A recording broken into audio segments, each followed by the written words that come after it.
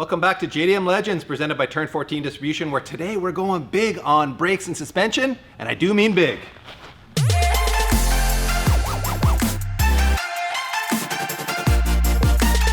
First of all, can we just give a slow clap for how sexy this engine bay is looking, everyone? This thing is looking pretty darn good with our vibrant intake in place.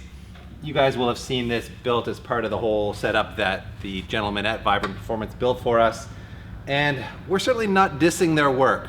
We asked them for a filter on a stick, and that's exactly what they gave us.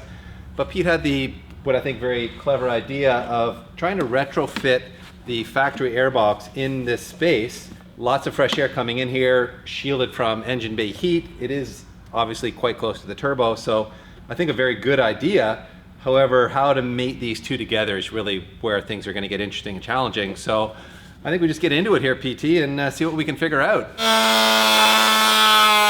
So you guys just saw me cut the piece of tube off of the airbox here. And we've kind of been going back and forth as to what we want to do, whether we want to try to retain this HKS foam filter, which is a drop-in panel filter, or if we want to use the filter in here. And I think what we've decided is we're gonna go with the filter in here rather than the panel filter, because that way we can put this on and the filtration is happening and it's perfect.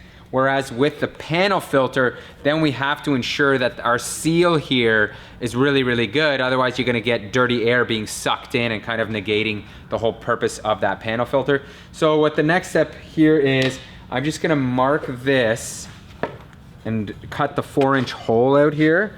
So I'm gonna mark this like on the other side here, and then you guys can even see this. Yeah, you can see But it. Through the magic of camera work, that's we can right. see it, PT. I'm gonna mark this here like this, and then hope that when I cut it, it's gonna fit spot on the first time, because that's how it always goes, right? Every time. It just fits up, and Perfect. we're not gonna have to make any adjustments or anything like It's the that, internet. right? Everything goes perfect the first time. Yeah, of course. I do not recommend trying this at home, only because the hole saw kit, you're supposed to have something to hold the drill bit in place. So usually if you're drilling here, go like this and it keeps it centered. Well, what I'm gonna attempt to do here is try to drill this without having the centering piece holding it in place, which means this could take out my leg or, you know, worse, my groin area, but it's all for this airbox, DP. It's an airbox vasectomy coming at you. Yeah, let's see what happens here.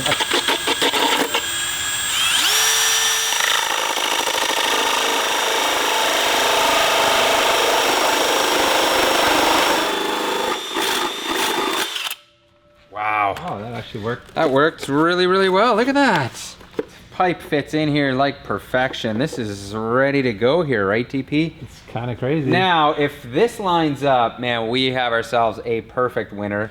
But I feel like the angle that we were dealing with here before is not going to work. I mean, yeah, man, it's so close. You can see this needs to come. This needs to come here.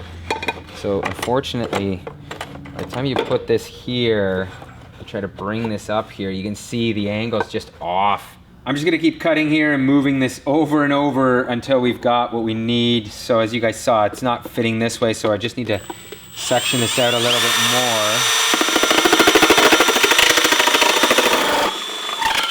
Holy smokes, look at this, guys. We got it to fit. What an accomplishment. There is a huge gap here, which we will fix in a second, but man, this is gonna work super well. Look at that, that's gonna fit up. Close this airbox off, and we are getting there. And man, that's starting to look really OEM-ish. This will go here. There's also problems with this, but we'll show you that in a second. But look at that, dude. That's amazing. Like, now awesome. You do have this like amazing pull of cold, fresh air into your airbox, which I think is going to be really important.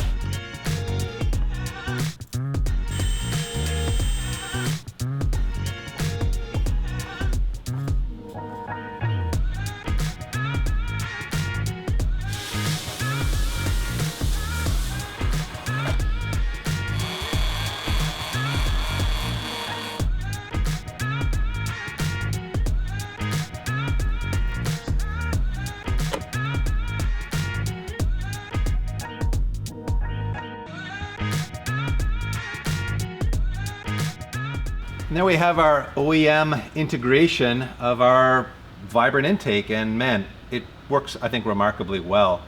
This factory cold air duct, if you want to call it that, is designed for the narrower OE rad, so it doesn't fit the width or thickness of the coil rad very well. So we had to modify it slightly here to get it to sit low enough to clear the hood, which we have checked, it does clear. So we just made a little bracket there to kind of like cheat it forward a bit so it could sit a little lower. And you'll also notice this duct being the OE duct that feeds the front side of the air box. So it's got two ways to draw air into this box, which I think is quite nice, both of which are totally isolated from the hot air in the engine bay. So we could throw the lid on here and call this job a wrap and show you just how good it looks. And man, I think it looks pretty darn amazing. So. DP, have we measured how much volume is actually entering that air box? Are we choking out that filter? Is there enough? I CFD designed it or, Perfect. or I figured you did, yeah. I've done all the science behind please, it. So save us the comments. Yeah, I don't think we're going to have any issues with that. So, and I think more importantly, we're protecting the filter from engine bay heat. So we're going to be drawing in a nice cold air charge. So that's really the moral of the story here.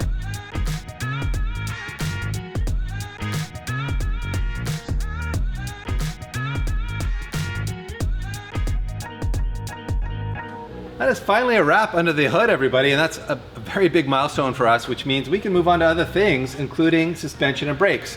So I'm gonna pull this all out of here, and you're gonna see a whole bunch of new stuff going in there.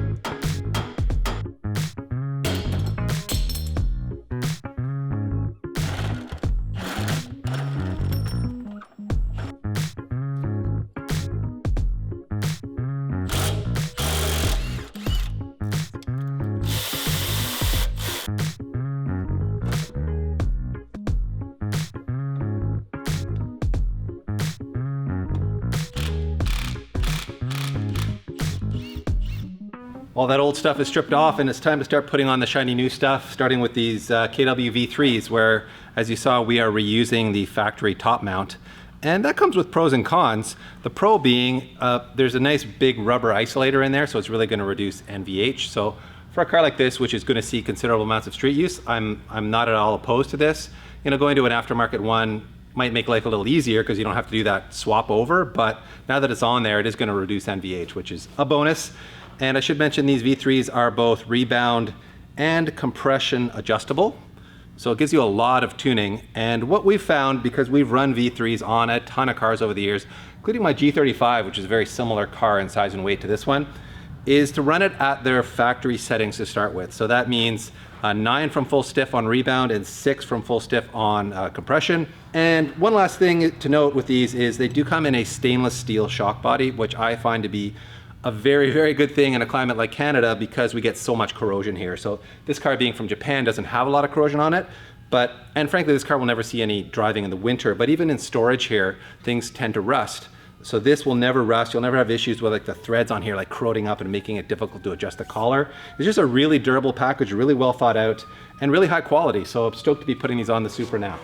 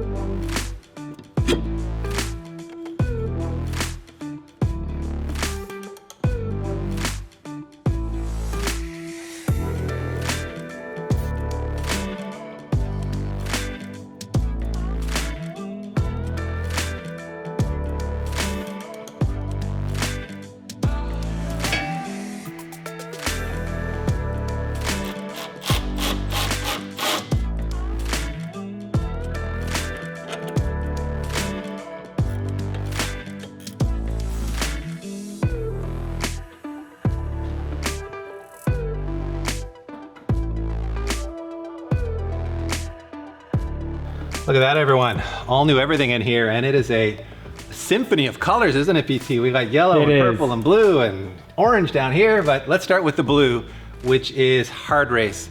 From our friends at Stage 4 Motorsports. They supply us with all of our hard race goodies for all of our projects here.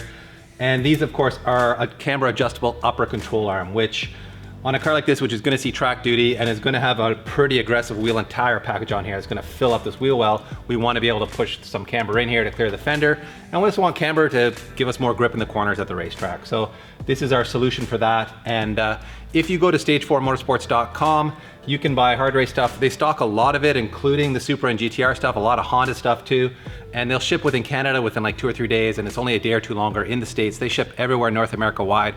Great customer service. They're racers. They can help you pick between the hardened rubber bushings on the inner pivot point here that we've gone with, or you can go with a spherical bearing option. So that is hard race from Stage 4 Motorsports. And of course, we've also added this front sway bar from Whiteline.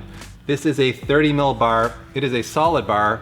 And we don't know how much stiffer it is than stock, but we do see that we have 2 adjustment points here. We've got we set it to full soft, but there's also a stiffer setting here. We'll start with the bar on the softer of the 2 settings. And we've also got these adjustable end lengths from Whiteline. You can see with like their standard off-the-shelf end length here that is non-adjustable, it would set this quite a bit lower, and that would put some preload into the bar, which you don't want. So with these adjustable end lengths, we can set the car to ride height, take out all the preload, and that way we don't have the bar fighting the car or like stiffening the car while it's just in its static state. So that's the beauty of these adjustable end lengths.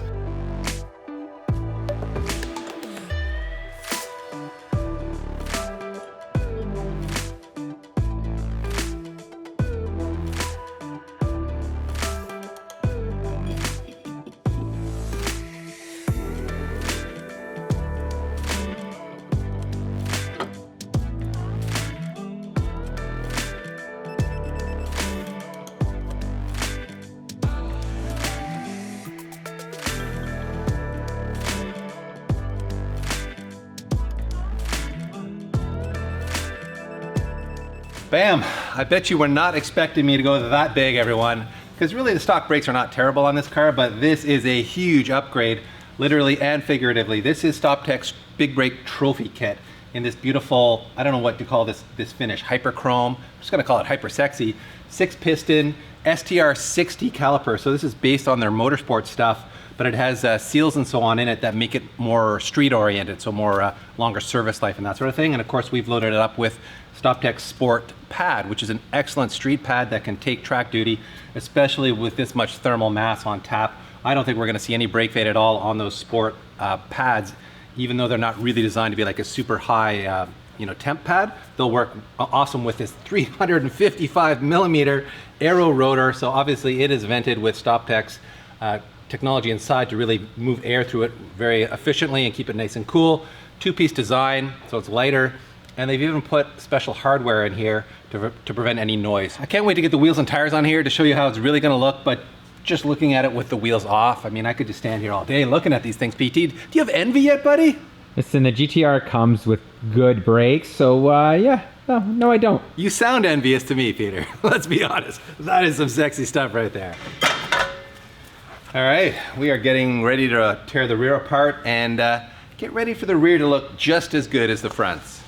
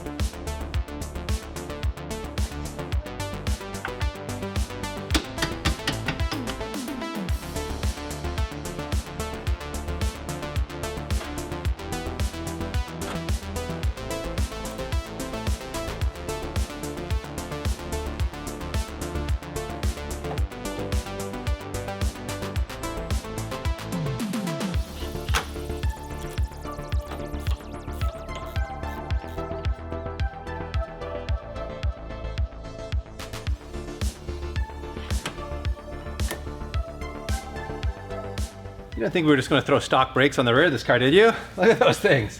They are equally sexy and equally big. Although we are a 4-piston in the back, aren't we? But we are, I think, still a 355mm rotor here with the integrated e-brake inside of it.